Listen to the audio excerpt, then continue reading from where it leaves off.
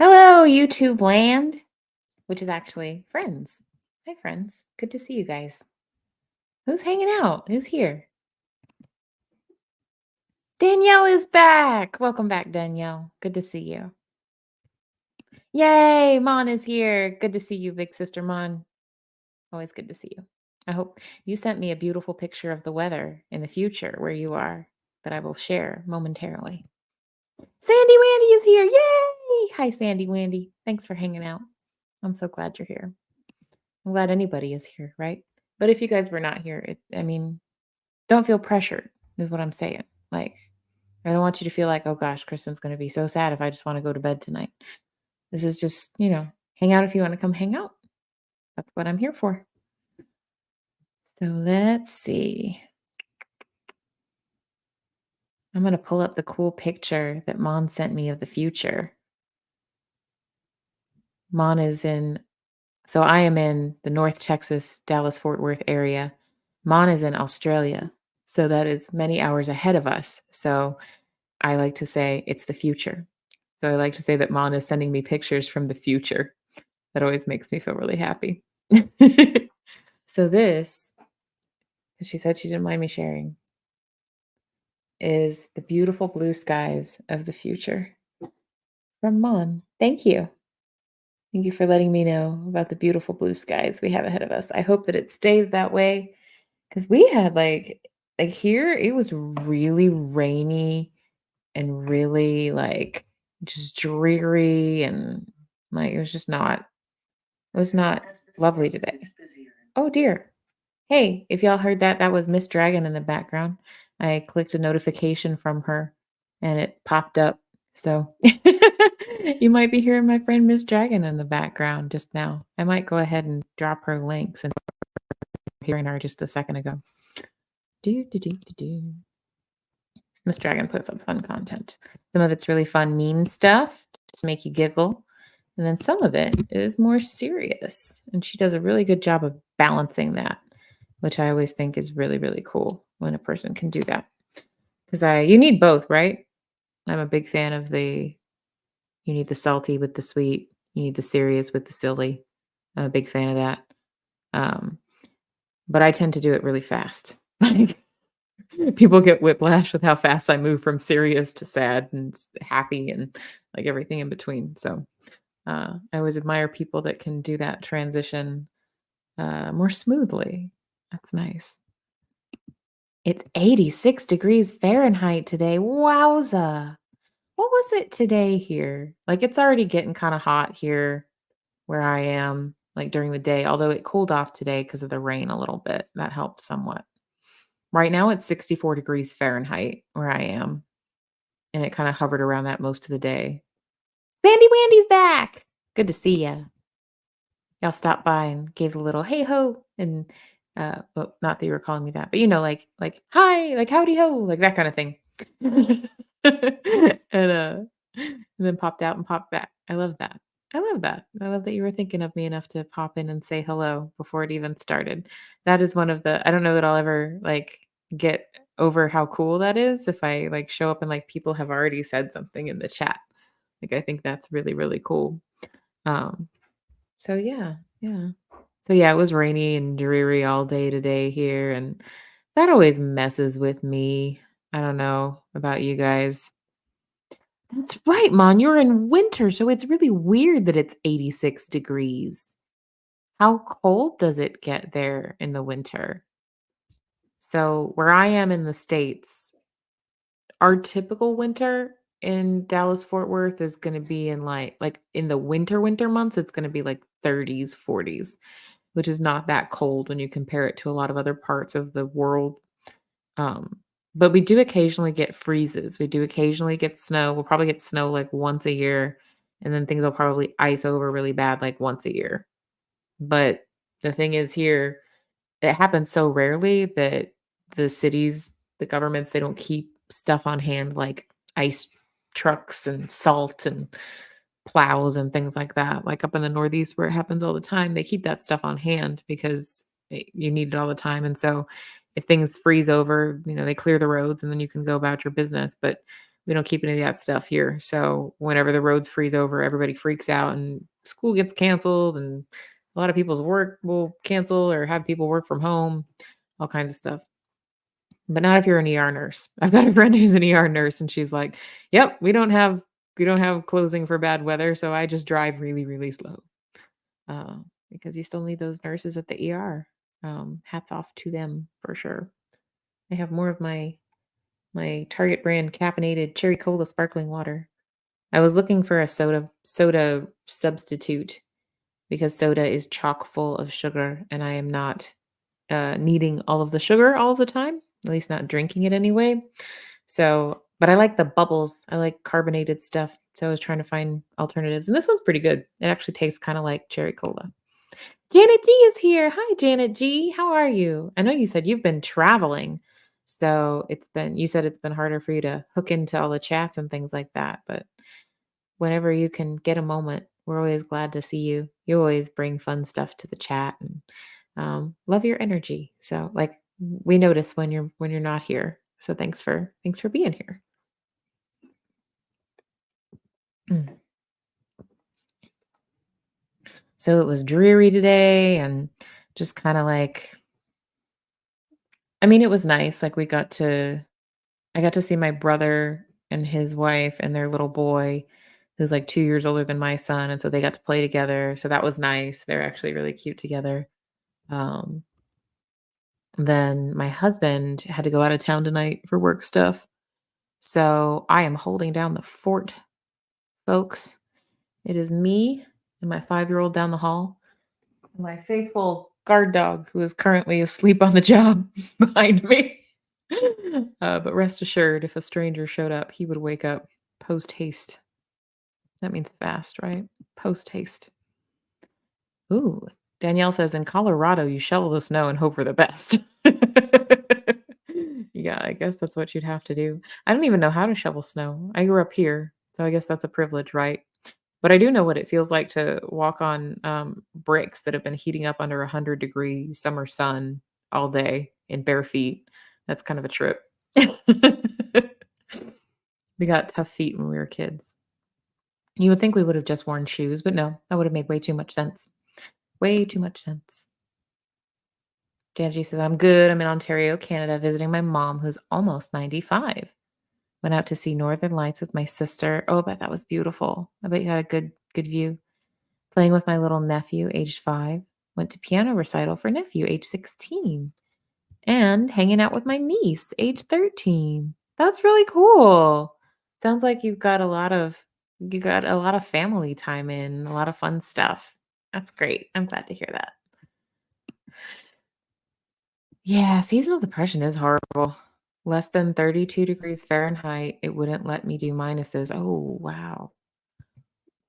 Western Australia is so large, we can get snow down south. ERs are interesting places. I've got some really fun times. Yeah, yeah, I bet. People come in because it's like every segment of society shows up at the ER, like it's not like a lot of places where you might only see like one group or one demographic of people, like in this part of town or that part of town.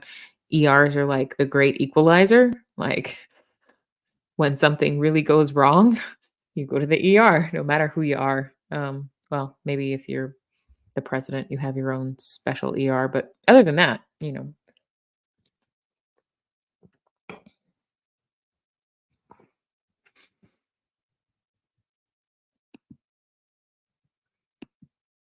Oh, yeah, I don't remember, did I see the photo of the aurora? The Northern Lights? We didn't get any visibility here where I am.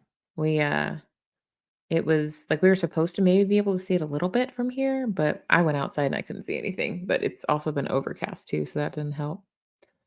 So the reason I don't necessarily, like, have to, like, stick to talking about it, but the reason that I titled this live "Borderline Between What and What" is because that's what I've been reading about a lot lately, is I've been doing, like, kind of a deep dive on borderline personality disorder as a diagnosis and actually personality disorders in general, and, like, I had always, like, read about them, but I hadn't in a minute in, like, a deeper dive kinda way.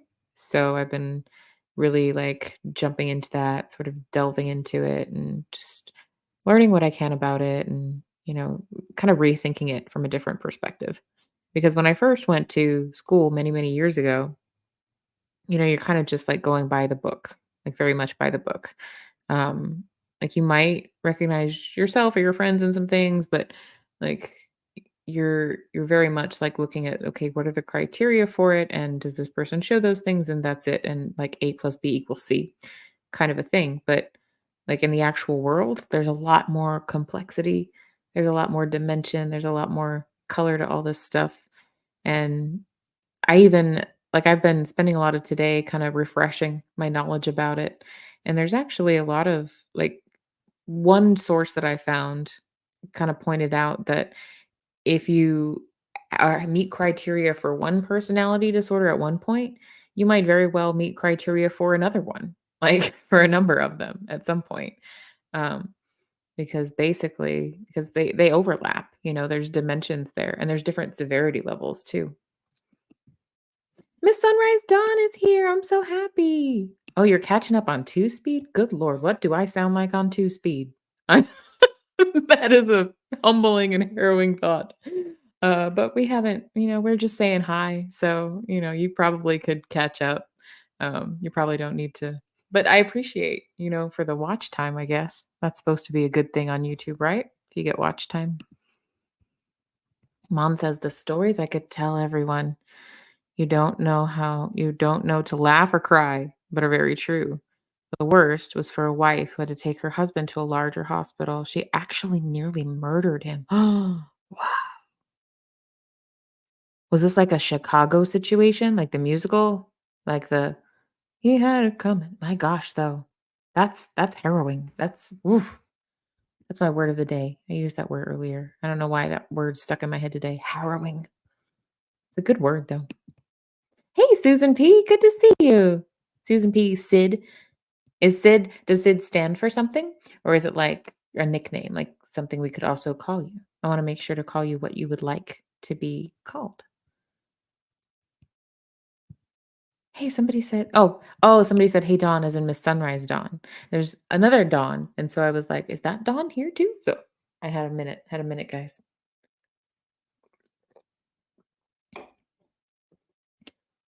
Another thing that kind of bums me out about the diagnosis of borderline personality disorder and really personality and orders in general is that they get a bad rap. I mean, like amongst like there was a time, it's a little bit better now, but like there was a time that amongst clinicians, if like therapists or doctors, like or psychiatrists saw that someone had a diagnosis of borderline personality disorder, there was this kind of reaction, person's complicated, you know, and it just that's really crappy because like that's a person in pain who needs help, even if how it presents is more complicated. So I always kind of was bummed out by that reaction. Um, I'm not saying that I didn't, participate in the joking of it from time to time, in my early days, like before I knew any better. But it is a thing that, that really bums me out to think that, I mean, not everybody should work with people with borderline personality disorder. Like if you don't know about it and you can't, do it well and you can't do it responsibly, then not all therapists should do it. But um, I don't like this whole like, "Ooh," like, like, I don't wanna work with that, I don't like that whole attitude. Oh, that's a question for Mon. Janet asked if Mon's worked in psychiatric nursing. Oh, was I frozen? Am I frozen, guys? I'll put in a comment. Am I frozen, friends? It could be me and my fantabulous internet, and by fantabulous, I mean oh, good, good, cool, okay. Alright, and Sid is your initials. Okay, I got it. Cool, cool, cool. So you're cool with me calling you Susan. Alright. I always tell people, "Just tell me what you want me to call you." Hopefully not late for dinner. That's funny. That makes me think of a funny story. So my husband has taught either high school or middle school for 14 years, right? Middle school for 7, high school for 7. And at the beginning of the year, he always goes around and calls roll and he says, "And if what you want me to call you is something different than what's on this paper, then tell me today. But be careful because whatever you tell me today is what I'm going to tell you for the rest of the year, for the rest of the time you are in my class. And I'm very serious about that. I will call you whatever you want, whatever you say within reason. It's not a cuss word, but that's what's going to stick with me. And he had one kid who decided to be a smart aleck and say Charmander, that he wanted to go by Charmander. And for the rest of the year, he called him Charmander. To this day, if he runs into that student as an older person who's like, I think at that time he was probably like 12, but if he runs into that student now at like 16 or 17, oh no, it was longer ago than that. If he were to run into that student as a college student now, like out in the world, he would say, "Hey, Charmander." 'Cause that's how he knows him. So, I always thought that was funny. I will adapt if you change your mind, but I always thought that was funny. So I've got a few people that say not frozen, but Janet says I am frozen. So usually when several people say no frozen and one says yes frozen, I tend to think maybe it's the internet of the person with the frozen, but oh actually, I can pull up my phone YouTube, which I say like that's a different YouTube. It's not. It's all the same. It's just a different way to access it. And there's beautiful Mr. Dragon. It says I'm live. Okay, okay, I'm not frozen there. Okay. So, alrighty. I'm still working on this background here. Like it's kind of a mess right now. Like I'm still moving things around. I might move that desk somewhere, move that shelf. I kind of would like a blanker wall. But this is kind of like, yeah, I'm just trying to like make it a less cluttered space so it's easier for me to focus on stuff I want to focus on. Um, let's see. Mon said, oh, of the guy, the people in the ER, the woman that almost killed him. The husband had done something with an item that was stuck, and she was horrified. And I got to ring her, yeah, not, yeah, not. And I got to ring her, yeah, not. I'm sorry, I'm not following the last part, but that's that's what you mean by she almost murdered him. Like, oh, she was so like embarrassed. I think I'm following. I think I'm following. Hey, Jesse Miller, unboxings and more. Thanks for coming to hang out with us. Before I forget, am going to pop a couple channels into the links. Do, do, do, do, do, do, do, do, do. Share copy link. Jesse Miller unboxings and more does fun unboxing videos. Which are always very relaxing to me. I always enjoy watching stuff like that. Okay, now I'm not freezing anymore. Okay. Okay. And apparently I was an adorable chipmunk. Did I have like swollen face or something? Okay, mom did work in mental health nursing. To see people get better is wonderful. Yeah. Those who don't get better is heartbreaking. That is very, very true. And Mon and I were talking a little bit about like the differences in the system in Australia versus the system in the United States of America. Well, even in the United States of America, it's a little different, like from state to state. Um, well, that's something I could go ahead and go off on. So in in the state of Texas, anyway, each county, like there's different areas of the state that have like a combination of different like counties, right? And each of those like areas has a certain um it has a certain clinic or local mental health authority that is responsible for providing mental health care to folks that don't have health insurance, to folks that are, the fancy word is indigent, but that could just mean homeless, doesn't have any resources. Um, or they also will provide services to like folks on Medicaid and they'll take some insurances, but mainly it's like they, each of these, in different parts of the state gets money from the state to do this. And then they also will provide services to people with Medicaid, and that bills to a health insurance company that takes Medicaid. So I worked for two of these different types of places in the state of Texas. The first one was in Dallas, in the urban, like Dallas proper, not like a suburb of it, not like outside of Dallas, but like Dallas proper. And I worked there for about 2 years as a case manager. I wasn't licensed or anything like that. I had a supervisor and stuff. And then I worked for another one that was a little bit further outside of Dallas that was more, I guess at the time it was more rural. It's not really anymore, but at the time it kind of was. So Janet G said, Kristen, I missed what you were going to say about personality disorders getting a bad rap. I'm glad that you brought me back around. So I think that they kind of get stigmatized a lot. I mean, mental health gets stigmatized anyway, but then personality disorders, I feel like get doubly stigmatized because these are the things people think of as like, oh, that person's like so difficult to handle, they're so dramatic, they must have this, we must have that. Even even in some circles, like some clinicians will kinda like look at certain personality disorders that way. Like, especially like very new, like untrained clinicians, like, before you know what's what, like you'll get a lot of that, like, oh, like if there's someone who's just like super duper difficult to work with and like you just don't know how to help them and it's just everything is a struggle, then a lot of the time they get labeled borderline really quickly, which is not good because just because someone's difficult to work with doesn't mean they have borderline personality disorder. And just because someone has borderline personality disorder doesn't make them difficult to work with.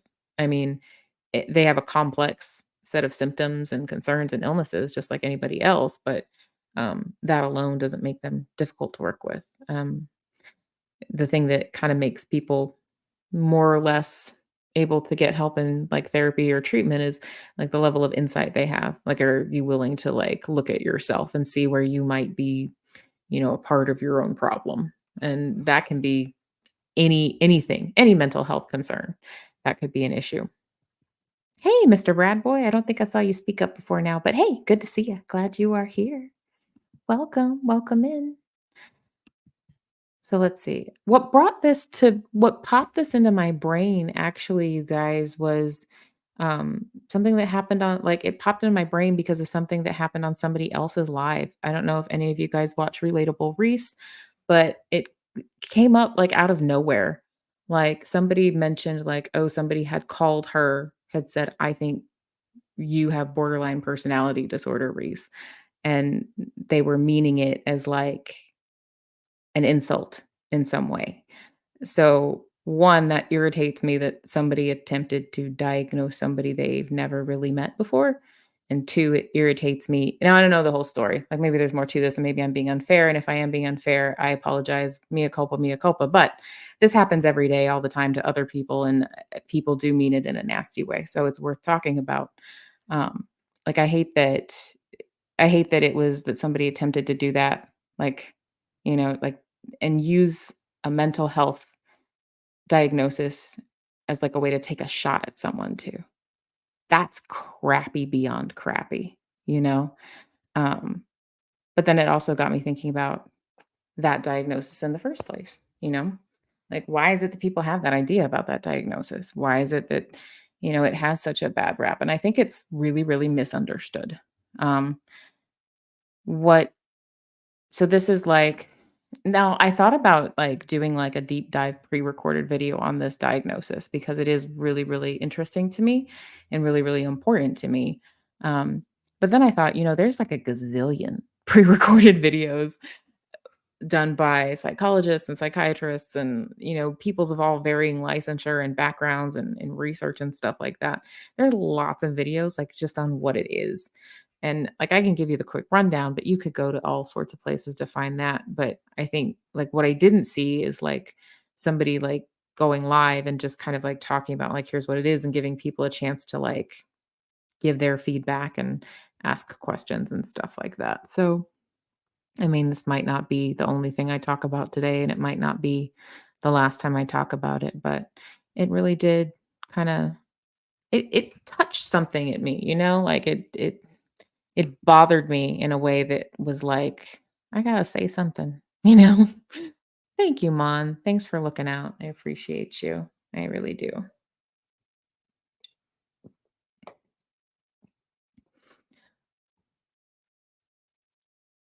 Hey, thank y'all for welcoming folks in. I appreciate that too. So, what is borderline personality disorder in the first place? And maybe some of y'all know. Maybe some of y'all know way more than me. So forgive me if I'm, going over stuff you already know and I'm boring you to tears. Um, but if you in a nutshell, a personality disorder is like a set, like fixed pattern of approaching people and approaching relationships that ends up being maladaptive in some way, that ends up making things harder, that ends up hurting you rather than helping you.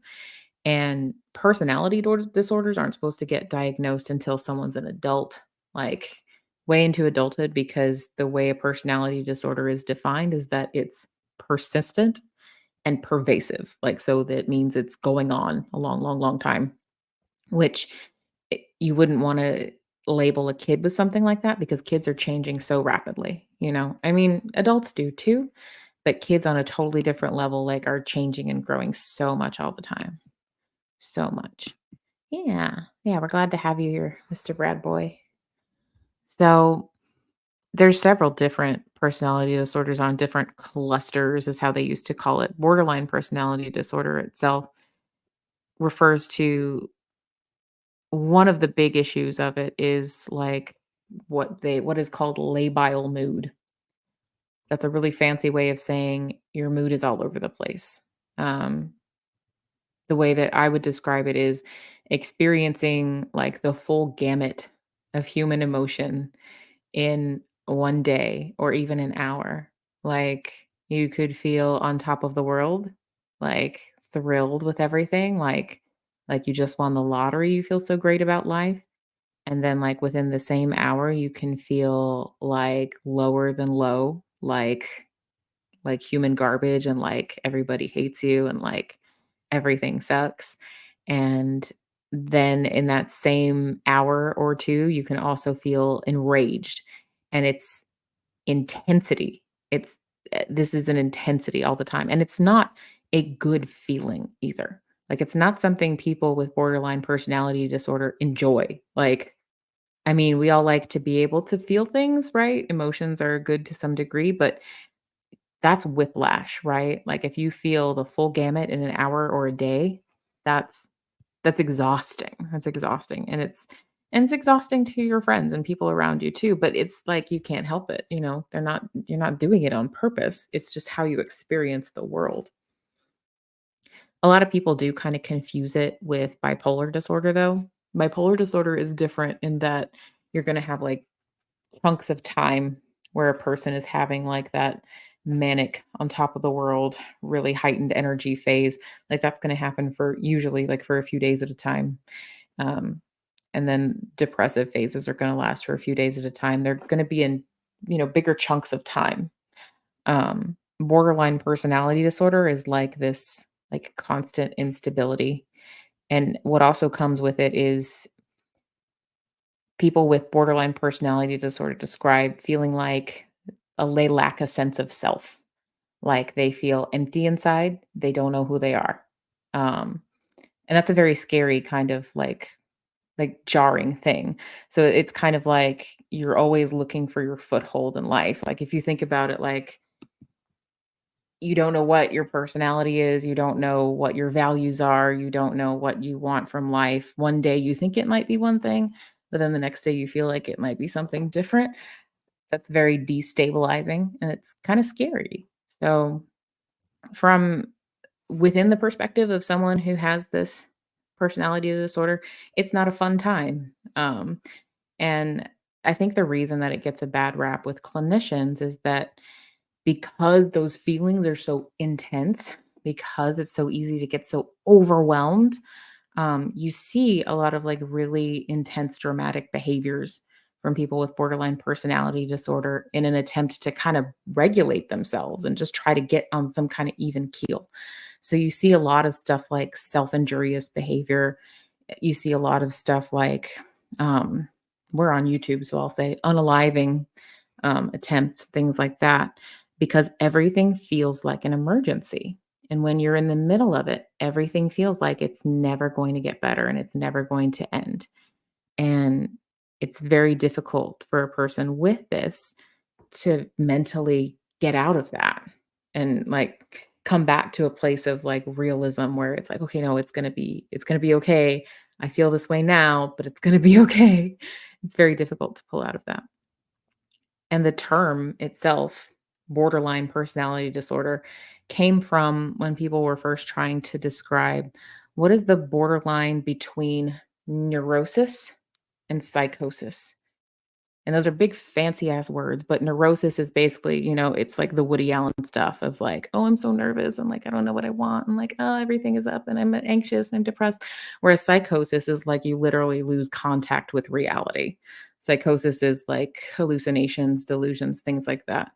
Borderline personality disorder comes in and goes, you're so neurotic and you feel so bad about yourself and you feel so unstable and you feel so volatile all the time that it almost rises to this level of a delusion where you believe things to be true despite loads of evidence to the contrary. Um, an example I could give is this morning I was my husband was just walking around doing things. It's fine, right? Whatever. But he looked kind of like, like more neutral face than he usually looks. So I go, "Are you okay?" And he goes, "Oh yeah, I'm fine. I'm not angry or anything. I'm just busy." That's normal, right? Like that shouldn't elicit a response, right? But here's the volatile, almost delusional, not quite response of like, why would he say he's not angry? Does that mean that he thinks he should be angry? And that does that mean I actually did something that would have made him angry, that he feels the need to say that he's not angry? See, this is the thing. This is where it's neurotic, like in that you're overanalyzing things, but it gets to the point of delusional. And full disclosure, I have never been personally diagnosed with this. No one has diagnosed me with borderline personality disorder. But in researching this, I do see a lot of traits that I have. I don't know if it rises to the level of warranting a diagnosis, but I certainly can. I can relate to a lot of it. So, be that as it may. Let's see. With someone coming out of a brainwashing cult, wouldn't it be hard to diagnose them? It absolutely would. It absolutely would, because if someone has been, I mean, especially depending on how long someone has been in that kind of situation, it might totally have upended and changed like how they would have behaved normally. Like they might have sort of had one type of personality going in, and then because of intense pressure from the cult or from the high control group, they would have, they might have like buried some of those parts of themselves. They're not expressing things that they would have been before. So yeah, it would definitely be difficult to diagnose a person coming out of a brainwashing cult. Um, there's a lot of really specific therapeutic interventions that have come out a little bit more recently, specifically for folks coming out of brainwashing cults or like high control groups is what they call it. Cause sometimes people don't like the cult word, it's fine. But either way, it's still a high control group, right? It's still something that tries to control what you do all the time and how you think and how you behave and, you know, all that sort of thing. Stephen Hassan is a good author that kind of developed actually some training specifically for clinicians, for therapists who want to work with cult survivors. Um, and I think a lot of it, comes from this has been a trauma and not just any trauma, but like a trauma that completely has altered the way who like people don't know who they are when they leave something like a cult, right? Because it's defined them and told them who they are. So before you jump to diagnosing anything else, it would probably be prudent to look at, do some work around that trauma first. That's just my 2.5 cents. I say 2.5 because I usually blather on a little bit longer than 2 cents. Mr. Bradboy says, I feel bipolar is kind of what everyone goes through at some point. Like one moment you have a good moment, next moment it can change in a matter of seconds. More of mood swings if you got me. Yeah, I get what you're saying. So the difference between like a bipolar or a borderline personality disorder is severity, right? Like I think everybody has moods, right? And everybody has bad days and good days, and everybody has days when we're moodier and days when we're less moody. You don't diagnose it as like a disorder until it gets to the point where it's interfering with your ability to function in your life, right? So like bipolar disorder. Like, if someone is just like, "Oh, I'm just having kind of a down week, like, I feel kinda depressed, I'm sleeping a little more than normal. It's a little harder for me to get my work done." But generally they might take a sick day, but, like, generally, they're still showing up and doing what they need to do. Um, and then, that you wouldn't likely would not be considered bipolar disorder because it's not interfering with their ability to live their life. If on the other hand, somebody is so depressed they can't get out of bed, they're thinking of doing things to harm themselves. They've lost interest in everything they used to enjoy. Nothing that they used to find pleasurable is pleasurable anymore. That's more severe, right? It's at that level where you would call it possibly a diagnosis. But I do get what you're saying. Like there's degrees. There's a spectrum, right? Like we all have moods and we all have emotions and those moods swing sometimes. Um it's the degree that's different. Janet G asks, what are the options for people with borderline personality disorder? Do medications or therapy help? That's a really good question and a good point to throw in my little disclaimer. This is not a substitute for medical advice. If someone is seeking, if someone is in crisis, like if you're in danger, like please dial 911 or go to the nearest emergency room or dial one of the crisis numbers in my descriptions of my videos. Um, but that said, like generally speaking, there are some really good therapeutic interventions for folks with borderline personality disorder. The two that are really that really have shown to be helpful are like mentality training, like is where which is kind of like an offshoot of dialectical behavior training, and dialectical behavior training itself, or DBT is what it's short for. And that was developed first by a woman named Marsha Linehan, who was struggling to find something that was going to be helpful for her clients with this particular disorder. She was finding that the regular cognitive behavioral therapy wasn't quite cutting it as much as she was hoping. Dialectical behavior training really focuses a lot on like self-regulation, like managing those intense, overwhelming feelings in the moment.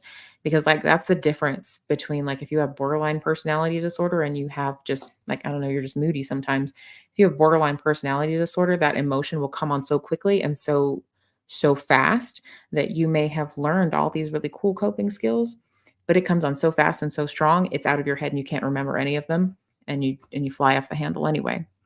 So dialectical behavior training really focuses on like how do you stop in that moment and regulate like your body in response to those emotions? How do you, throw a monkey wrench in that whole process that might cause you to go off the deep end and do something you regret, like scream at your spouse or go use a substance that you don't want to use or anything like that? Because that's what happens a lot is in borderline personality disorder, you're so overwhelmed by your emotions that it feels like it's never going to stop in this moment and I have to do something right now to stop it. That's what it feels like. So DBT really focuses on like first of all, how do you circumvent that? Like how do you disrupt that pattern? Medications can help. I'm glad you asked that too. So definitely I'm not a psychiatrist. I'm not an MD, so definitely not my wheelhouse. Like but people do get prescribed medications for borderline personality disorder. But with personality disorders in general, medications get prescribed to treat like some of the associated symptoms. So, like a person with borderline personality disorder, they might find themselves depressed quite often. So they might be prescribed an antidepressant, but it's not going to be for the borderline personality disorder specifically. It's really for the symptom, for the depression. Um, Kind of like if you have a cold and you go to the doctor, well, they might tell you to take some Mucinex to clear your sinuses, but that's not going to cure your cold. That's going to take care of a symptom. So different professionals are going to tell you different things. Um, I kind of land on the side of like eh, some kind of talk therapy or group therapy or peer support or something like that is really necessary. Like I wouldn't send somebody with borderline personality disorder just for medications and then say, see ya. I don't think that's gonna be helpful in the long run. Just my 2.5 cents. Yes, exactly. Bipolar is longer than the norm, i.e., like falling in love and out of love, if that makes sense to you. Oh, I like that way of putting it. It's longer than the norm. Yeah, I like that. Hey, Jason P. Good to see you. Thanks for stopping by. Loving the biz. Just wanted to pop in to say hi, gaming and lurking. I love it. I love that. I love lurkers. I love lurkers. I love talkers too, but I love lurkers just as much as talkers. So good to see you. Hey, still in leather. Thanks for coming to hang out. We are just chatting. I kind of had a little bit of a half of a topic today, so I've been gabbing. Oh, and I got new comments too. I love it when I'm behind in the comments. It's like the best problem I could ever have, you guys. Really do feel blessed by that problem. Wow, I'm super behind on the comments. Ooh, this is exciting because y'all are talking to each other. Hubby has a rapid cycling bipolar disorder. That's so one thing that really will throw a monkey wrench in this and really confuse everybody is that a person can have both bipolar disorder and borderline personality disorder. In case you were not confused enough, bipolar disorder is more like it's got distinct phases though. It's got distinct phases of mania, and distinct phases of depression. Now it might switch quickly. Like you might have this day I'm depressed and this day I'm manic, um, or this 5-hour chunk I'm manic and this 5-hour chunk I'm depressed. But borderline personality mood lability is like literally like within the same hour. Like I can't stress just enough how quickly it shifts. Like bipolar disorder, even if rapid cycling is going to be like here's a roller coaster, right? And it's like going up and down and up and down. And even if it's rapid cycling, it might be like new, new, new. Borderline personality disorder is like like that. It's yeah, it's different. I can't think of a better visual way to do it. But rapid cycling bipolar disorder is very difficult to treat and very difficult for the people experiencing it and their families to know how to help and how to support them. Janet G says, my brother exhibits classic narcissistic traits and behaviors, but he also suffered a serious traumatic brain injury as a child. Oh, hit by a car, dragged 50 feet, coma for 2 weeks. Oh my gosh, I'm so sorry, Janet G. That's terrible. I'm so sorry. Narcissism or traumatic brain injury. So I would never attempt to diagnose someone I've never met. Um, just saying that. But but it doesn't have to be either one or the other, if that makes any sense. Like the traumatic brain injury could be a causative factor, like someone can meet all the criteria for narcissistic personality disorder. And it doesn't mean like that's all there is. Like that came from somewhere.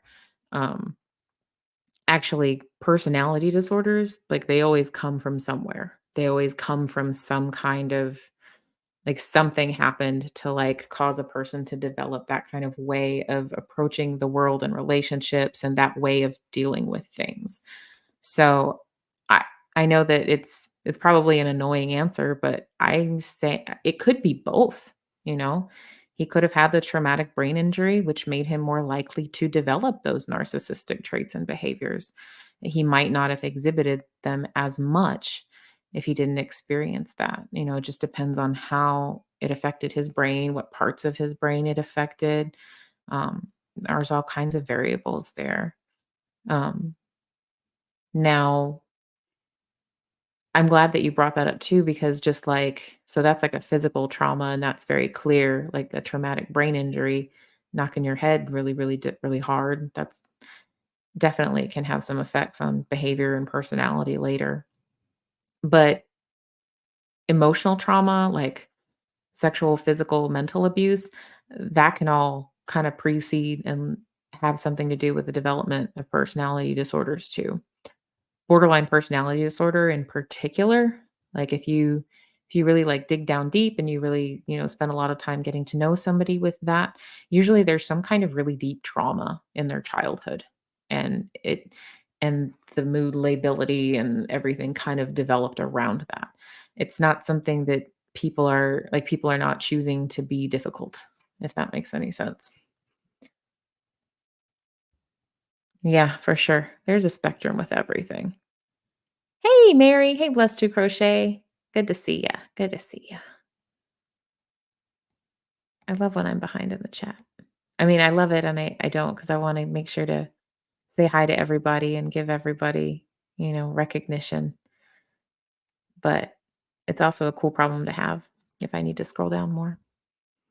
Mom says, I had an ex mother in law who was a borderline personality disorder.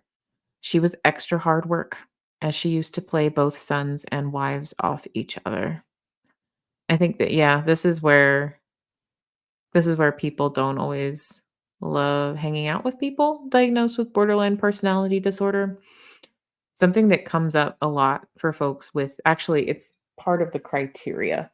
Like, and I could pull out the fancy book with the official criteria, but one of the symptoms is a frequent, like persistent efforts to avoid real or imagined abandonment. So, a person with borderline personality disorder, if they have this symptom, then they're constantly always afraid that everyone they love is going to leave them or disappear like tomorrow. And they're constantly looking for evidence to show that, and then constantly looking for ways to keep that from happening, and then constantly trying to control that situation. So, if you can imagine, if somebody's never learned a healthy way to regulate those emotions and to maybe kind of work through some of that and, think about it from a rational perspective, you see a lot of this relational stuff come into play. And I don't know your ex-mother-in-law, so I don't know the details there, but the playing people off of each other, I think often that starts out of people trying to avoid this imagined abandonment they feel. Like, "Oh, my son's not gonna like me anymore. They're not gonna talk to me anymore because 'cause they're spending all this time with their wife, so I'm gonna get in there and, like, make sure that I'm the preferred person to talk to," or what have you. Um, Again, I don't know your details with them, but I don't know if that's what's happening, but that often is where a lot of that comes from, that relational stuff. Oh, I miss it's okay, Miss Sunrise Dawn. In and out. Oh, you're talking about rapid cycling bipolar, in and out multiple times throughout the day, hour by hour, not borderline though. Yeah. Yeah, people don't, yeah, you don't always see people diagnosed with both, but it's possible. It can happen.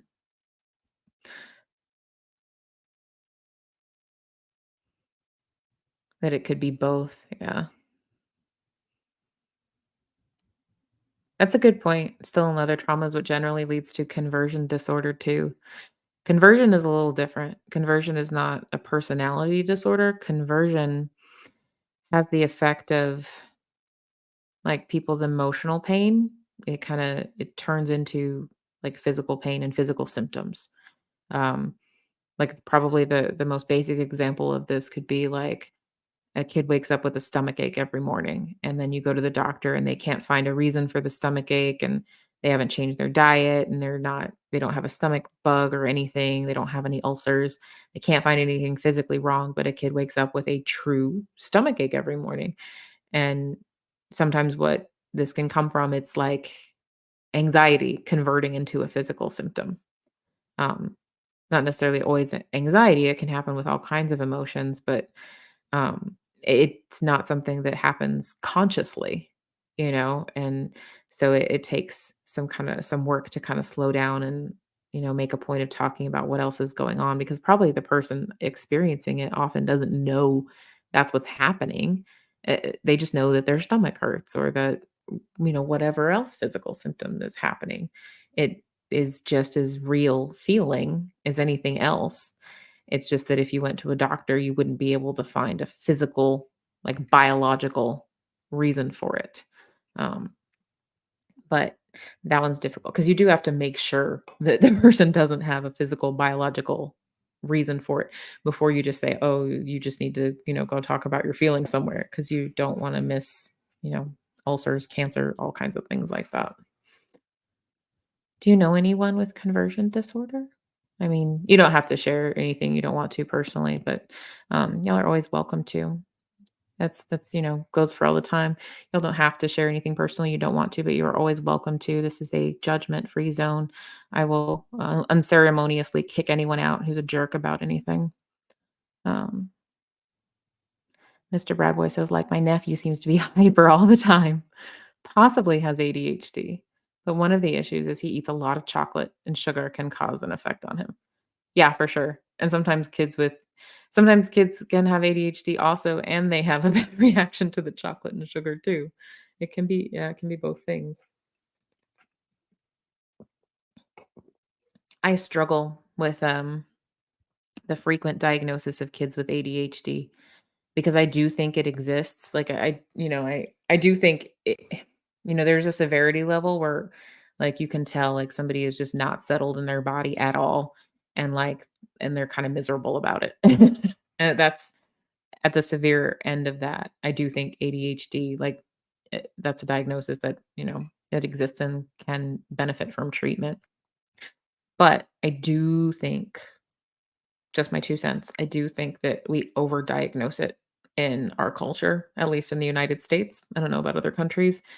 Um, the reason for that opinion I have, I spent a little bit of time working as a psychological assessment technician for a psychologist who did assessments specifically to rule out things like ADHD.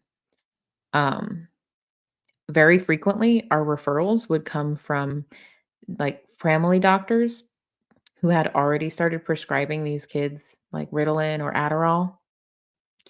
And by the time they got to us, it was almost like, we just want a assessment that says that, so that we can feel okay about giving them meds, you know? And I'm not gonna put anyone in particular on blast, but I had, like, several times where, like, I would do a full assessment, and I would, you know, give all the questions and the assessment tools. Like, there's specific tools for assessing for ADHD. Like, there's different, like, computer setups where, you've got something appearing on one part of the screen, you're supposed to be able to click it, and it appears on the other end of the screen, and it's supposed to figure out how, whether you can sustain attention, along with a lot of other testing tools they use too. But I would do some of these, and I would write up the report, and then, of course, I was working for him, so he was the one that had final say over the report and the diagnosis and everything. But more than once, I would get back the feedback of, "Why no ADHD diagnosis? They're prescribed Ritalin and it helps." So, I'll stop there. I don't wanna be nasty or get anybody in trouble unnecessarily. Sandy Landy, you have an ex with bipolar disorder? I do as well. I do as well. It can be Well, bipolar disorder can be really debilitating. Yeah, that must have been hard, Mon. You could see your ex-mother-in-law's issues and know what they were. Miss Sunrise Dawn says, "My husband is bipolar, but I sometimes wonder if he might have borderline personality disorder as well. Even though his meds certainly help, he has pretty wild mood swings at times." I mean, I guess I would look at I mean, I assume he has a psychiatrist and someone that he goes to for care. Um, if he is open to kinda, like, writing down, like, what his mood is doing, like, one of the first things that, like, they have me do when I was a so I've been a patient, and I have also been a therapist before. So, I kind of hop back and forth from those two perspectives of it. But one of the first things they had me do was keep what was called like a mood log, which would kind of have like a like from moment to moment, like what is your mood like at this time of the day? What is your mood like at that time of the day? And they could use that to you almost get a little chart at the end of the day, and it kind of will tell you like how much it's swinging, how much it's going up and down, and having something like that to bring back to his doctor or his therapist or whoever he works with can help them kind of know what's going on better with him. Because one of the things that makes it hard is that, psychiatrists, they see you in an office, right? Like they don't see you your whole day in your day-to-day life. So, like I know for me as a patient, a barrier was very much that I might be I might not be doing so great in my day-to-day life, but I could put on a great face to go be in a doctor's office, and I kind of got that whole, "Okay, I'm in the doctor's office, I'm gonna be professional, I'm gonna be calm because that's how you behave at a doctor's office, that's the nice thing to do," but it would lead to me, like, kinda downplaying my symptoms without meaning to. So that's why the logs, like mood logs and stuff like that, can be a really, really good tool. Oh gosh, Miss Sunrise Dawn. Doesn't help that most of his immediately family has passed since we got together 8 years ago. His brother, his nephew, and both of his parents, all that's left is his 2 sisters.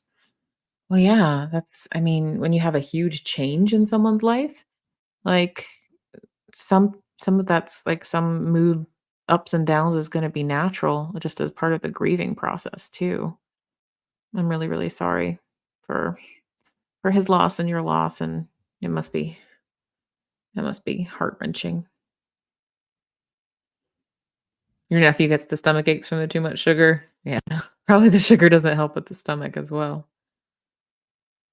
Oh, wow. Janet G, this is your ex-mother-in-law. She was horrid. She basically complained about one couple to the other couple and vice versa. So then she'd complain about to my ex and I about the other couple.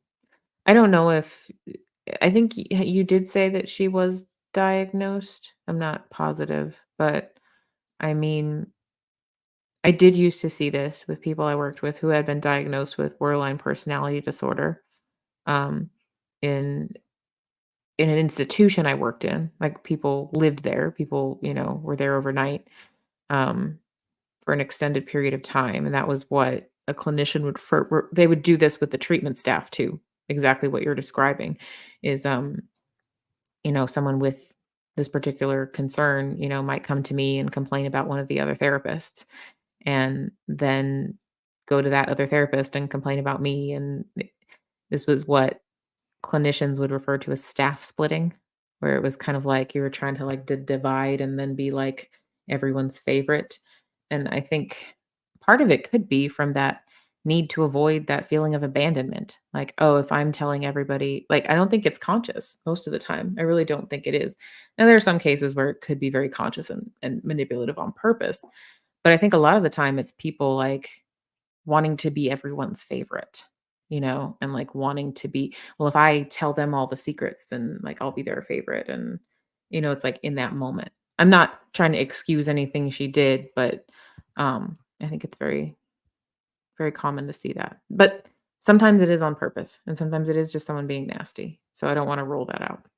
Sometimes people are just nasty, no matter what diagnosis they have or don't have. Oh, thank you, Mary. Off topic, but I got Kristen to listen to some songs today. Yeah, Mary sent me a really, really good Elvis performance song that I had never heard before. Like, if you guys, it was really, really good.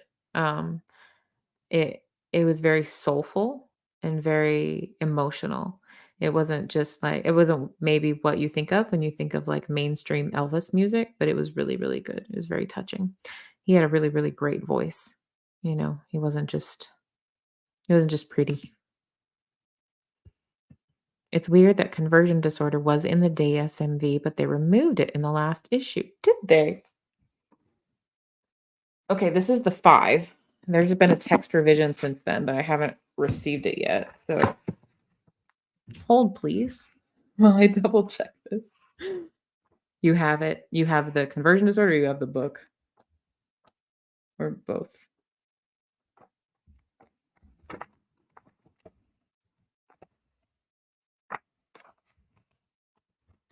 internet gaming disorder is in here. It's very specific. Oh, that's under conditions for further study. So there's a whole section in the back of things that are not like official diagnoses, but they're researching it. And it's under conditions for further study. And internet gaming disorder is one of those, which is interesting that they would pull it out from just gambling. Okay, let's look at our appendix. Highlights of changes, diagnoses, alphabetical listing. Let's see. They might have called it something else. That might have been what happened. Sometimes they'll do that. They'll change the name of something.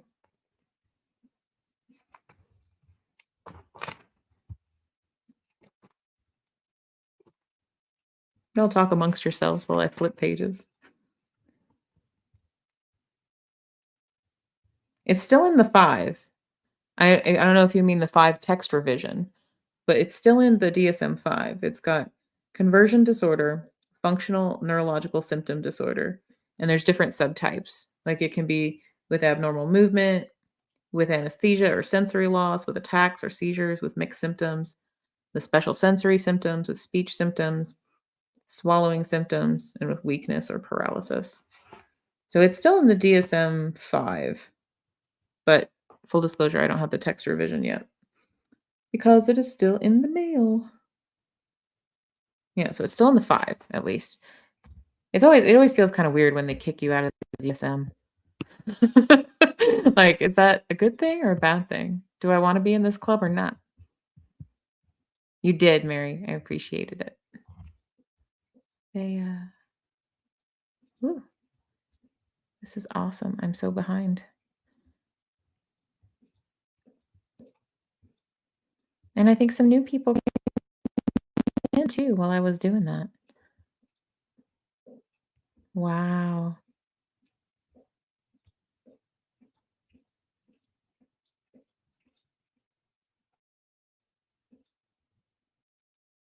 I'm gonna try to catch up here, you guys.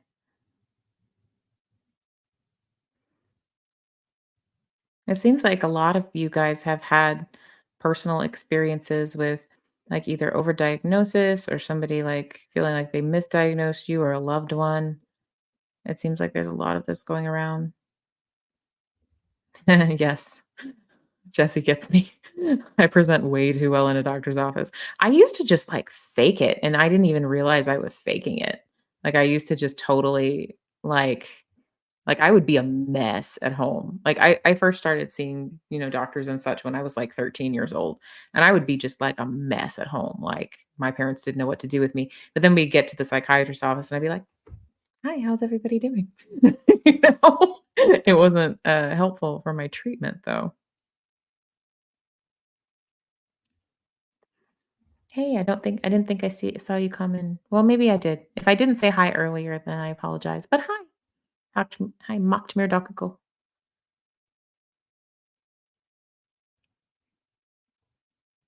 Alexis on Dynasty. Some drama with the splitting and things like that. That's what we called it, staff splitting. But also, splitting is another symptom of borderline personality disorder. And what that refers to is one moment, a person to you is like the best person in the whole world. They're the best friend in the whole world. They can do no wrong. They hung the moon, the sun, and the stars in the sky. They're the bestest ever, your favorite person ever. And then the next second, maybe within the same day, maybe within an hour, they are the scum of the earth and they're out to get you and they're dead to you. And then they can go back to being the one that hung the moon, the sun, and the stars in the same day too. That's a symptom called splitting. And that is theorized to kinda come from that, like, unstable sense of self, right? If you have borderline personality disorder, you feel unstable in who you are, and because you don't know who you are, it's kinda hard to tell who everyone else is also, because if you're behaving in a way that's erratic, they're gonna behave they're gonna respond to that and not be as predictable to you. So, that's kinda where a little bit of that is theorized to come from. There's more to it, definitely, but yes, that's what it looks like they have in here. You're right, they changed the name. Like, it still says conversion disorder, but then in parentheses, it's got functional neurological symptom disorder, just to, make it longer, make it more difficult for us to discuss. That your nephew, Mr. Bradboy, right? He also gets DNA from his mom as well because she's actually bipolar and has some split personality too. Wow. So he doesn't see her much. And I think that's also been an effect on him. So even though he's a kid, yeah. A lot of this stuff, like you brought up the DNA thing, a lot of this stuff people can have like what's called a predisposition to. Like you can be just by way of, your parents having had something or not, you can be more likely to develop something, but it's not like set in stone that you're going to get it until like certain things in your life happen or you get exposed to in certain environmental things like you eat the wrong kind of cheese one day and it can flip on a gene that was dormant. And that sounds dramatic, but it can really go that way. Or it can be something more, more complex, like you experience a trauma or something like that. Um, so people can be more likely develop something because there's some heredity there and their parents or grandparents maybe had it, but then stuff happens in their environment that might make it more likely to pop up. Let me see how far behind I am in the comments. How far will it jump down? Not, not as bad as it was. Not as behind as it was. Yeah, yeah, it's in there in the conditions for further study, internet gaming disorder.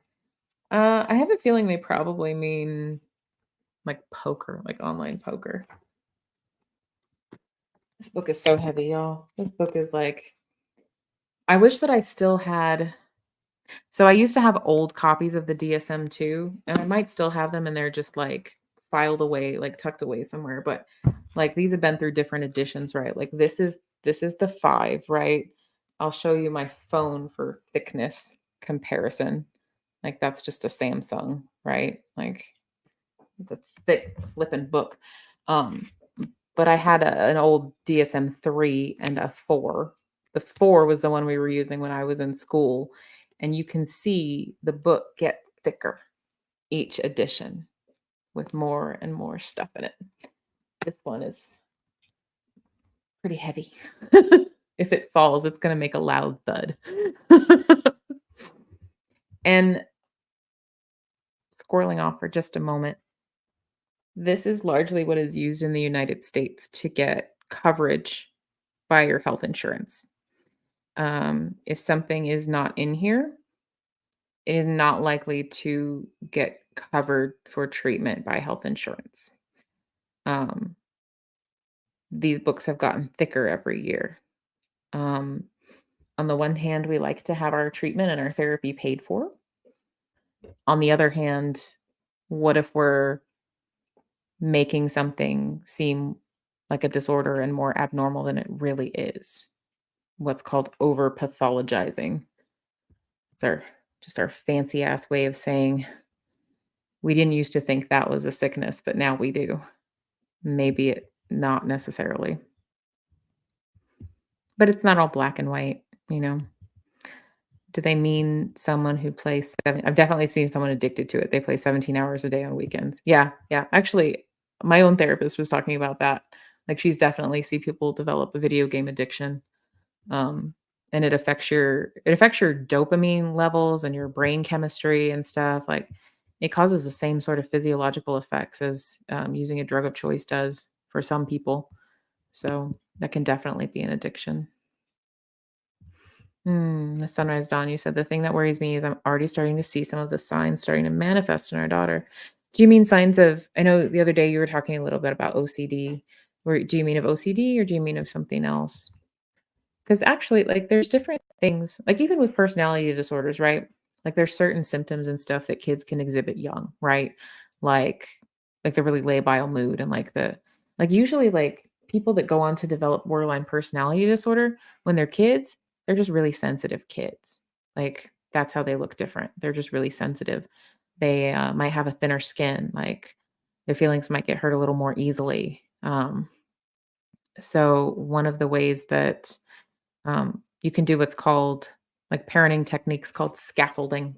where you try to support a kid in a very specific way, like based on, what makes certain things harder for them in the world. So like if you have a kid that's like super sensitive, the theory goes that you're going to really slow down with them and take time to validate their feelings and make sure that you're, explaining things with them, um, because they're experiencing that, um, just upended emotional world and things overwhelm them more easily. But there's different things that you can do to support kiddos through that. It doesn't all have to be, it's not all or nothing. When you get to it, do check. My neurologist told me this, so just hearsay really about them taking out the name of it. I'll flip to the actual, like that was just the index, but I'll flip to the actual page in a sec. Or do you mean when I get the text revision version? Ooh, I'm glad somebody brought this up. I know y'all are talking about something else that I lost track of in the chat, but Alicia, so avoidance is a thing with him. My family doesn't like facing the tough, inconvenient stuff, especially if it's not a magical quick they don't have to put in the work for. Oof.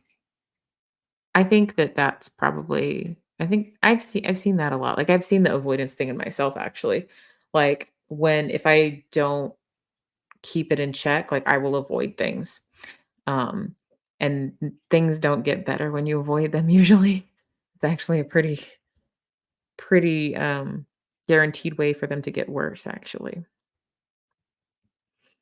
But it can, yeah, especially if it's around a family member and trying to support that person. I wondered, where do I go and who do I talk to about conversion disorder? The psychiatrist said it was the neurologist, and the neurologist said it would be my GP to treat the symptoms. Well, that's incredibly frustrating. I wish that was more, uh, I wish that was rarer. So, if it's truly like, it depends on what is the root cause of it. I think it's interesting that they said your GP. I mean, if you said GP, I'm assuming you're in the UK maybe or Europe, since we call them primary care doctors here. So I don't know if the system is different there, but I would think for something like conversion disorder, that would be more in the wheelhouse of a psychiatrist or a neurologist because that's kind of a specialty. Like that's a specialist thing. Whereas, I mean, I don't know if GPs can do more in like other countries than they can here. Let me make sure. We have non-rapid eye movement as well. Did y'all come here to hear me read the DSA? If Ben is on replay later, I know he came to help me to listen to me read the DSM. So I joked about just doing it like an ASMR loop of just reading the criteria from things like that. Conversion disorder. Yeah, here we go. Dissociative features, disorder. Yeah, let's go to the whole thing.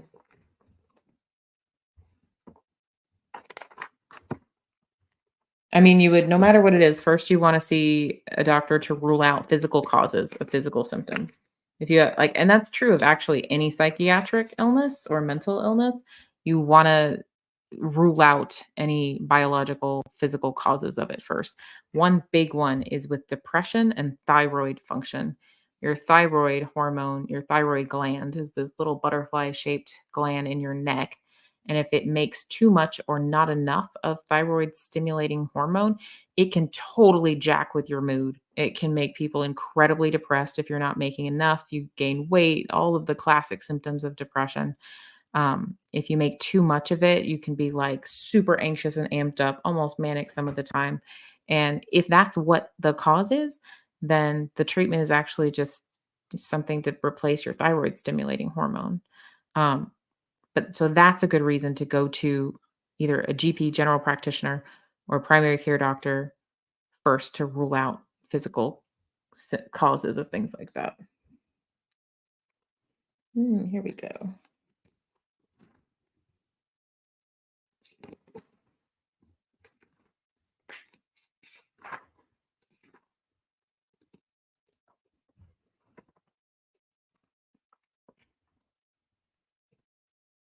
Oh, I can see why, because the symptoms of conversion disorder are more neurological than they're just physical. So that's probably why they're saying you might want to see a neurologist because the symptoms themselves are neurological.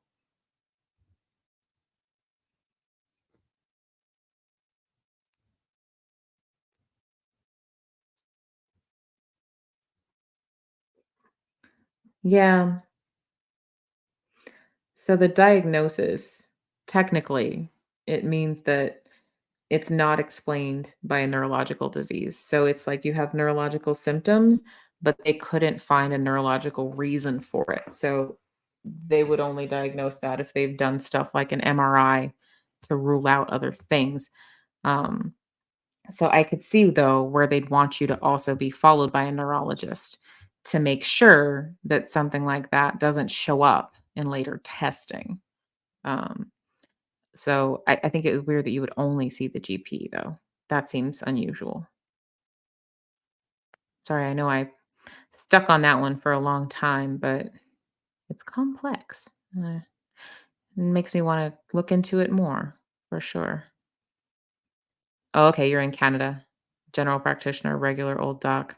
See, that should be your first stop, but I wouldn't go to only them, you know? Like if you're having neurological symptoms, you kind of need somebody in who's got that background in neurology or psychiatry to help with those symptoms. I would think. I would think. You did that all the testing. Did you have the MRIs and the spinal taps and all of that? That must have been exhausting. So sorry. And that's really confusing because if it's a psychiatric disorder, yeah. Well, they got to rule out all those other things first, right? And the really tricky thing is like some neurological disorders that are not psychiatric, that it's like you can point to a part of the brain where this is happening. Um, like that kind of stuff still affects behavior. Like it still can affect mood. It can still affect all those things that you might want to see a psychiatrist for help with. So if it were me, like personally, and I had this diagnosis, I would want to work with like, I would want a neurologist and a psychiatrist in communication with each other. Like, I would wanna work with both of them. Your psychiatrist would probably ask more about, like, your mood symptoms and things like that. Your neurologist would probably ask more about, like, the physiologic like, tremors and things like that. That's what I would want for myself or my family. If they had this, I would want them to have both, and I would want those people to be communicating with each other. And then I would also wanna get some counseling or type of therapy or support just to because there is a lot of stress around it, and stress affects all of those things, you know?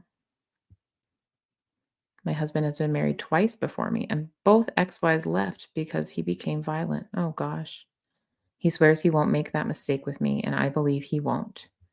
He had no kids from either. Looks like continued, so you're still typing. I hope that yeah, I hope that he has done some work to determine how he got to that point with them and done some, soul searching therapy, what have you, to find out what caused that, like the root cause of that, so that it does not happen again. Um, because no matter what the cause is, even if he is not well, even if, it's not something he can control in the moment, that still doesn't mean that you should ever put up with that kind of thing. And that doesn't mean you should subject yourself to it ever. I'm glad that he's not been that way with you. I'm truly glad for that. He had no kids from either of his marriages, so in our case, he has a lot more to lose if he does get violent. He adores our daughter, and I think in his way he's trying to do better for her, but he has a long way to go. Yeah, we are all works in progress in a big, big way, aren't we? But I think there's really something to it that he has the presence of mind to like he has admitted that he did this and things went wrong the first time. I think that's huge, just that awareness and that like self understanding. Like that's key. Like even like in any kind of like group therapy or treatment program for folks that have been like violent with spouses in the past or with partners in the past, that's a key moment is the person has to have some kind of insight. They have to get to some kind of point where they like know what they did and they admit to it and they've looked at the reasons why. Yes, definitely. One's for Miss Sunrise Dawn. Yeah. I love how supportive you guys are of one another. Um,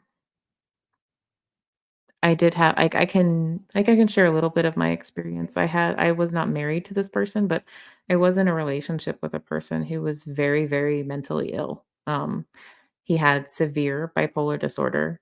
He also had a really terrible drug habit with methamphetamine when he would when he was manic and or using methamphetamine, he would become violent with me. And at the time, I was younger and I didn't have a lot of sense about it and was not really thinking clearly about it either. So I stuck around a lot longer than I should. And I've kind of gone back and forth on this, and how I think of this person. I've kind of come to the conclusion of like, he probably was very ill when these things happened. Um, he probably had little to no control over himself at the time because of how ill he was. And I think during one episode, he actually even had a concussion. Um, I don't have to put this person at fault, but I can still say that it was wrong. I still don't excuse the behavior. And I still would say, don't return to that situation. Right. Like, I think one of the best ways I heard it put was actually Robert Sapolsky, who is a neurobiologist, actually. And the way he described a lot of this stuff is that if a car has busted brakes, you don't sit around and hate on the car. You don't blame the car for not being able to stop. You don't say, that's a bad car. You're an awful car. But you don't put it on the road either. You don't get behind the wheel of a car with busted brakes. You don't ride in the passenger seat of a car with busted brakes. So that's kind of where I come down on violence and mental illness. Hey, it's Seventh Son. Good to see you. Thanks for popping up. I love when Seventh Son shows up. Always, always great to see you.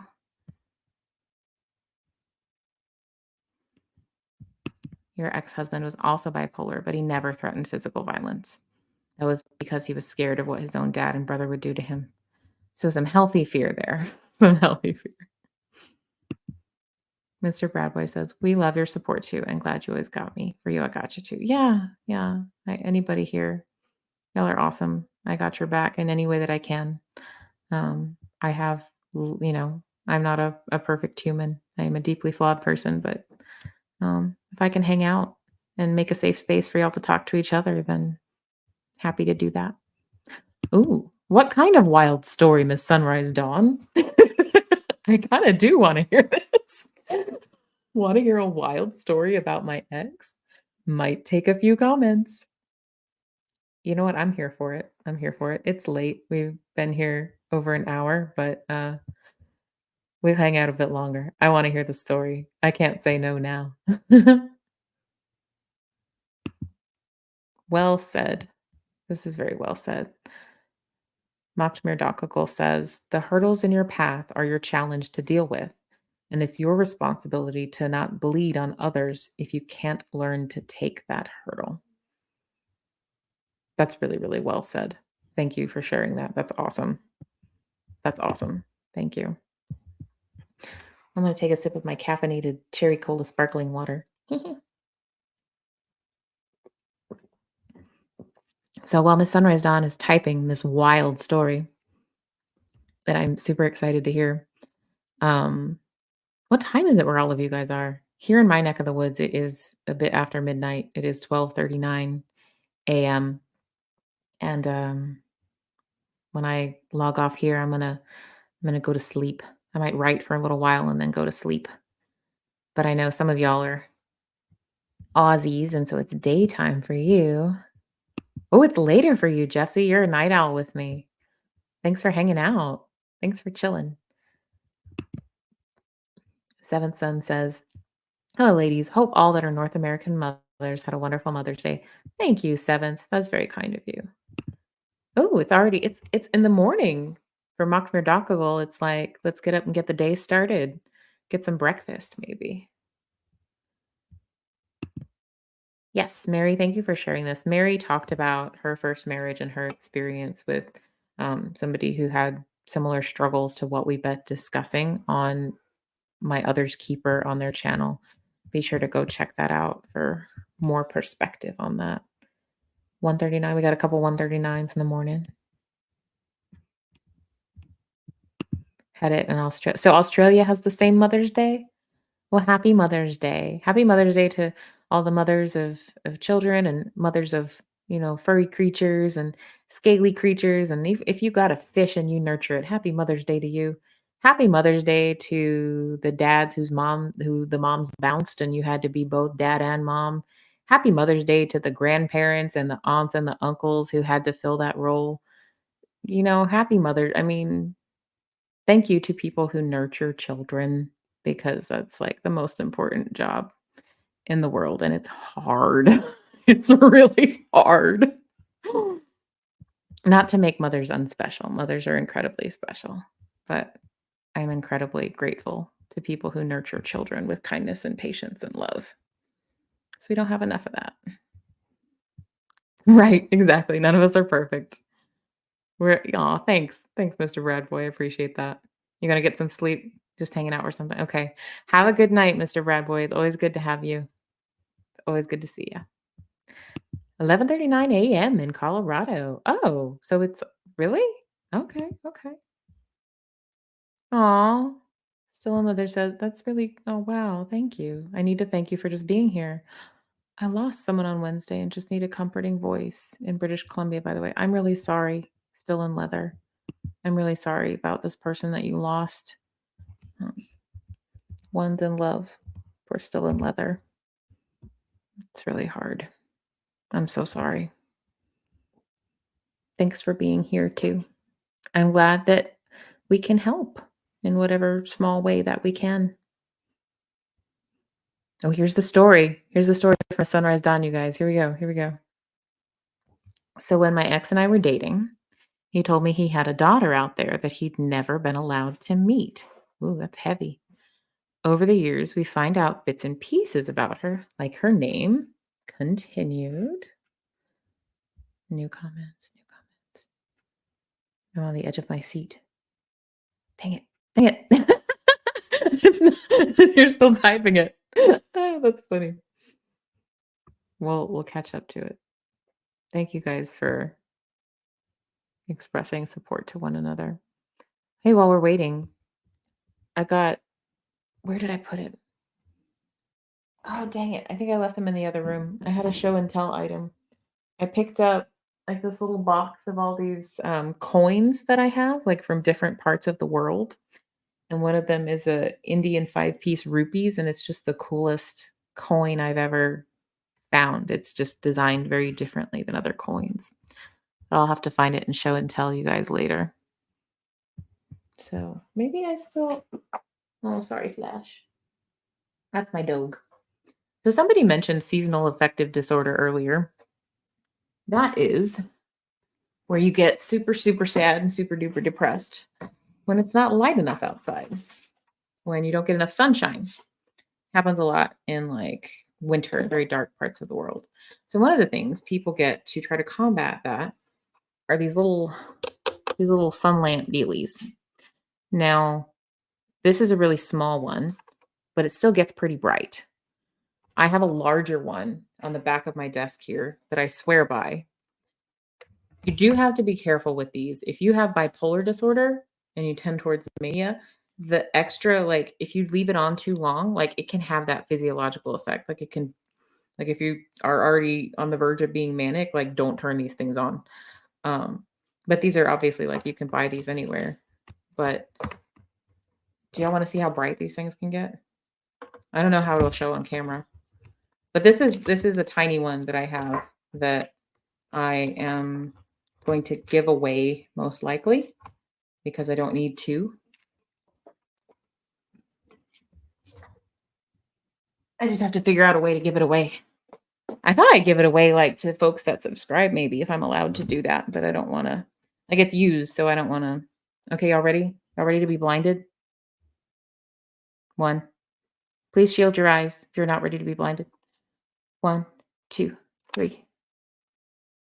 Isn't that wild, you guys?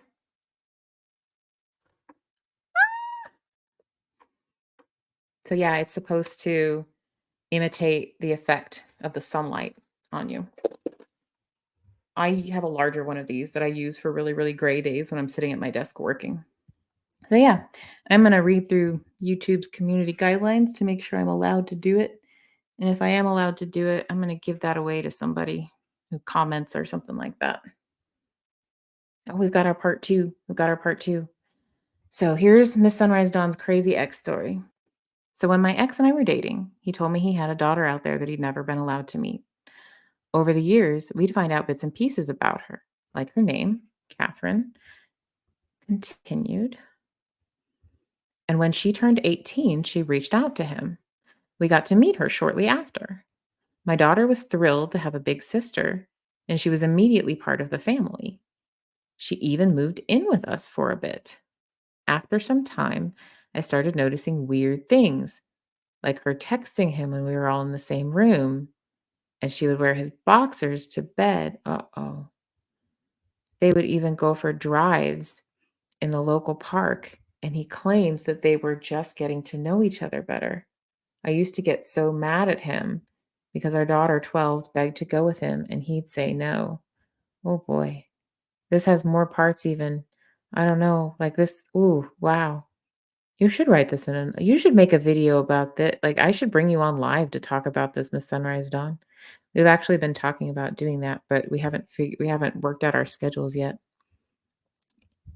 It is a lamp daylight lamp. It is. It is. Yeah, I know that you're still typing the next part, Miss Sunrise Dawn, but I don't this wow, this story is heavy already. I'm concerned. I'm concerned. I can't log off until I know what happens. I know that everybody's okay. So I'm gonna fill the time now. Did I show you guys my little dudes? These were my Mother's Day gifts for my husband and my child. This is a broccoli. He says, "I'm always rooting for you." Those I'm gonna keep. I'm not gonna give those away. I really like them. This is a little pickle. He is an emotional support pickle. And he says, "I will always be around to let you know that you are a big deal." So he's a pickle and he's a pun too. And this may be one of my personal favorites. This is the positive potato. "I may be tiny potato, but I believe in you. Go do your thing." So that's positive potato. You need a pickle in your life, Mon? I don't know where he got these. He ordered them somewhere. I don't know where he got them. And this is a little turtle. The turtle came with a little card too. What did the card say? Just knocking over my water. Don't mind me. Nothing, nothing. Tra la la. Seventh autograph makes it a collectible, Kristen Melinda. The daylight lamp? I didn't make it. I feel like I should only autograph something I made, you know? I just owned it for a few years. The card that came with the turtle. "You're turtly awesome. I know it. You know it. Teeny Turtle is always here whenever you need a little cheer." Isn't that precious? It's funny when I opened it. So my 5-year-old's funny. When I opened it up, he was like, "Let's play with them." Like he immediately wanted to like walk them around and do stuff with them. Okay, we got the next part. We got the next part of the story. They'd go on the drives. The 12-year-old wanted to go and he'd say no. Within a year of her moving in, he and I split up. He blamed it on my overbearing mother, and I offered to let her stay with me, but she chose to go with him. The daughter. Oh no. The suspense is killing me. So let's go back to the daylight lamp. Here we should all have a daylight lamp, considering we have no sun for 2 months, but not many have a daylight lamp. Yeah, that was a gift. That was a gift some years ago. It's like, full disclosure, it's not very new. Like, I've had it for a long time, but I have not used this one very much, if at all, um, because it's smaller and I have a large one that takes up more electricity but is more effective. Because I discovered a long time ago that I do get really affected by super gray days if there's too many of them in a row. I get cranky, I get more tired than usual. Um, I just get less fun to be around overall. So I invested in one of the larger ones. And I guess this one was, I think I was originally gifted this one thinking I could put it on my desk at work when I worked in an office, but most other people who share the office with you don't want to be blinded by your daylight lamp. So that was not to be. Thanks for looking out, Mon, on hitting the like and subscribe. Oh, okay, okay. Oh my gosh, Miss Sunrise Dawn, there's so many parts. Oh my gosh, I feel like I have to copy and paste them and put them all in a book. Miss Sunrise Dawn is stuck to a visitation schedule with our daughter. Catherine, his daughter, turned up pregnant. Oh, no. And told us it was a one night stand that took off. One night, one day, I picked my daughter up from visiting. And yes, I think this is what we're all thinking. What the hell? I think this is what we're all thinking. Oh my goodness. My goodness gracious. See, I have to figure out very clever ways to like fill the time when to let her type her next part of her story. How do I? Oh my goodness. Let me show you guys some other stuff on my desk. I don't know. This is a gift I was given several years. Oh no, look. Part 6, part 6. Okay.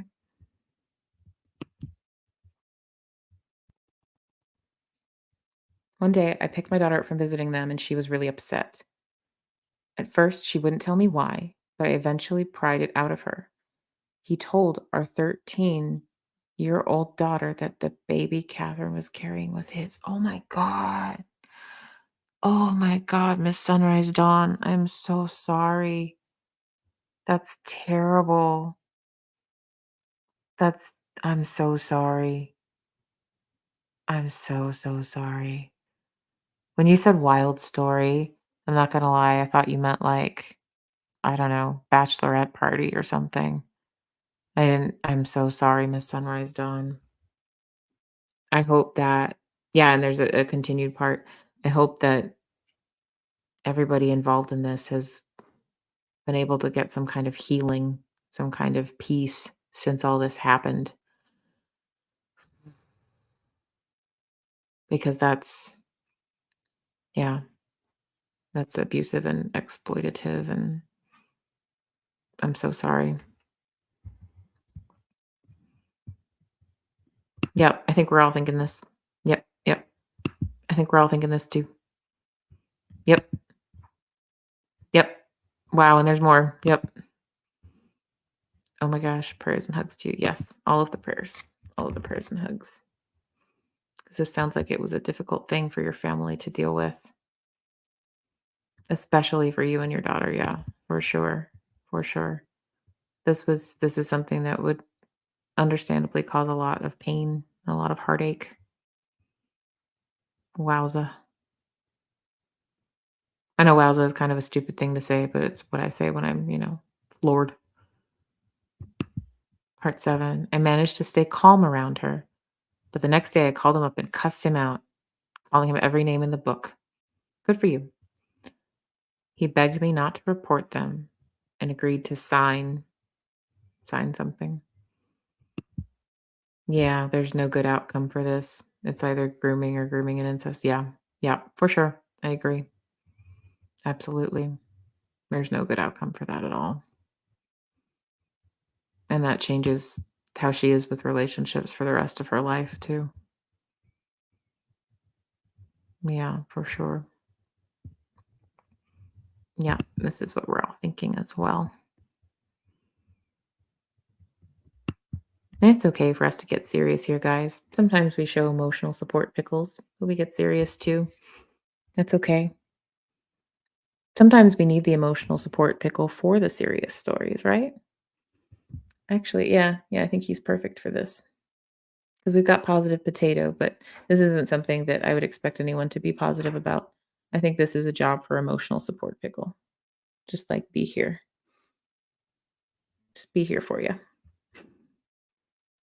Sorry, I'm not trying to make light of anything, but seems like seems like that would be something that would just like ravage a family. And I hate that for you that this happened. I hate that you went through that. I hate that that young girl went through that. I hate that there was, I hope that you guys got I don't know how long ago this was, but I really hope that you got some support and that she got some support and had people she could talk to. So he agreed to sign away parental rights if I agreed not to report them. I took that deal. He signed away rights, and I got a restraining order that keeps him away from me permanently and from her until she was 18. Wow. Wow. What a tough decision. What a, like, just tough all around. Damn. Damn. Miss Sunrise Dawn, I'm so sorry.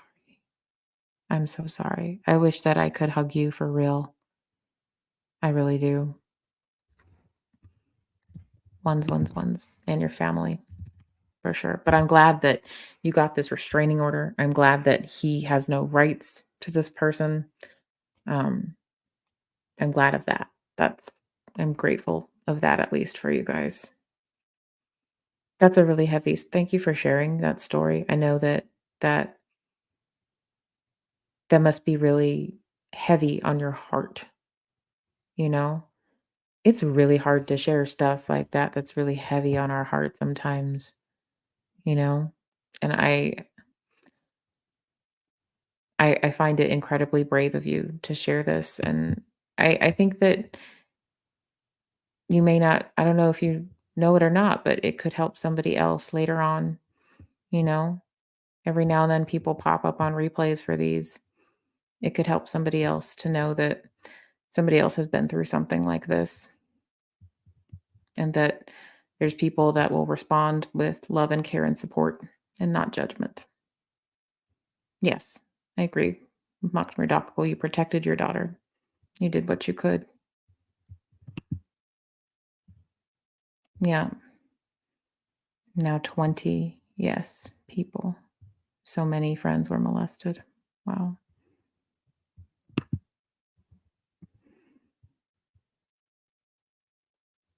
Agree. I agree with mom. The Sunrise Dawn. Thank God he's away from both you and your daughter. So heartbreaking, but you are now safe.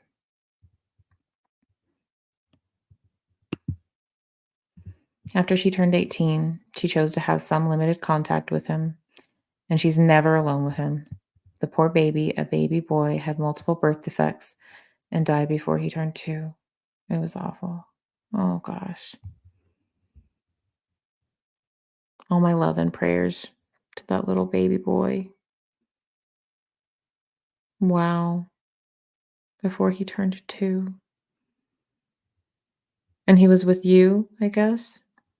Were you guys I guess she was with you, so I guess he was with you and you were helping care for him. So he must have been loved. He must have known he was loved. That's important. Even if we don't get a little baby human for very long with us, it means the world that they're loved.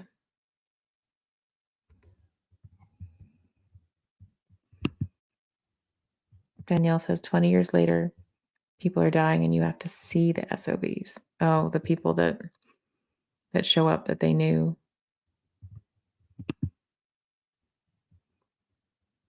Thank you guys for supporting each other. Thank you guys for showing up for each other, for Miss Sunrise Dawn and for each other. I I it never ceases to amaze me how the people I've met here in this community, from the lifeboat and from other channels that, you guys I've met you on. Like it never ceases to amaze me how supportive and how loving you guys are of each other, even when people have like share the most like painful things. It's inspiring, really. My daughter has chosen never to speak to her sister again. I have a restraining order against her too. Yeah.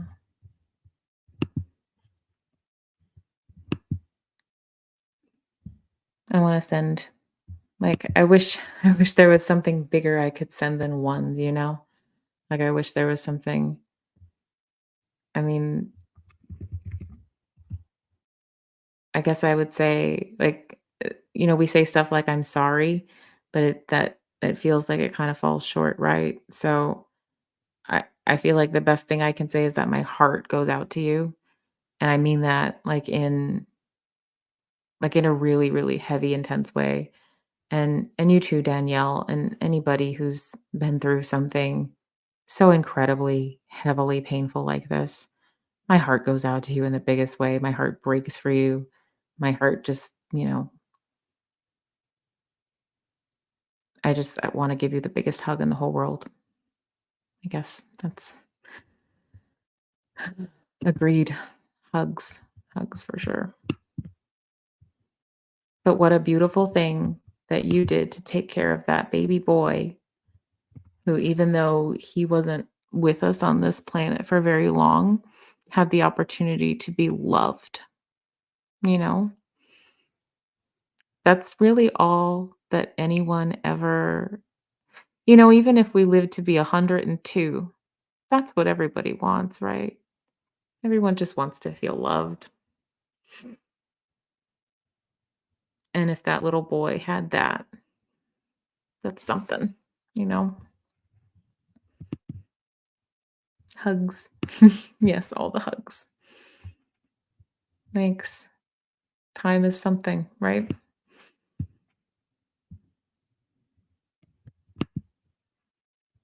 For all of us, any struggle you're facing, one's for all. Absolutely. Absolutely. One's for struggles that you talk about and struggles that you don't talk about, ones that you don't feel like you can talk about yet, ones that you feel like you need to talk about every chance you get so that you can get some healing on it.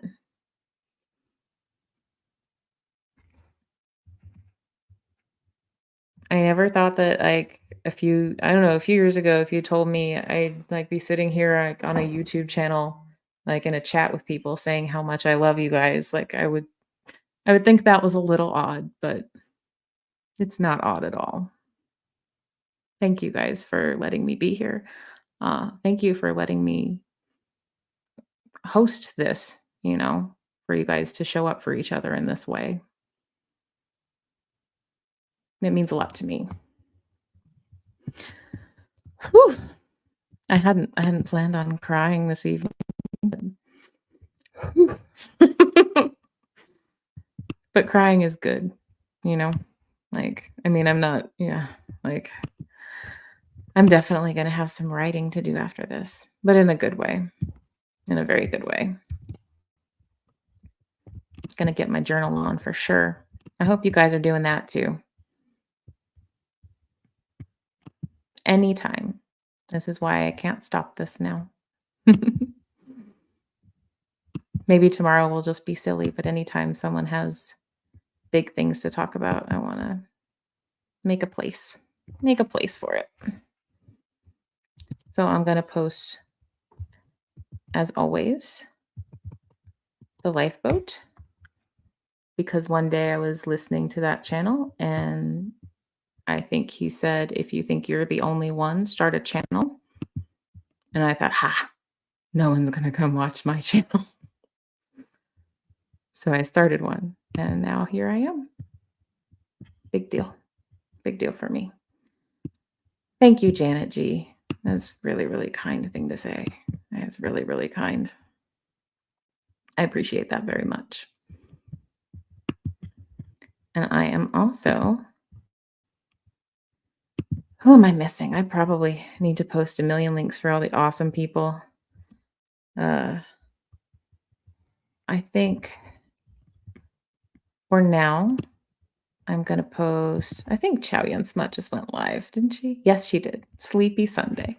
So if you guys just don't want this connection to end, if you're not ready to go to bed yet, if you still need to wind down, if you still need to chat with people a little bit, Chow Yun Smut just went live, and she's an awesome, beautiful person who, since the first time I showed up to one of hers, I thought, wow, she makes everybody feel seen.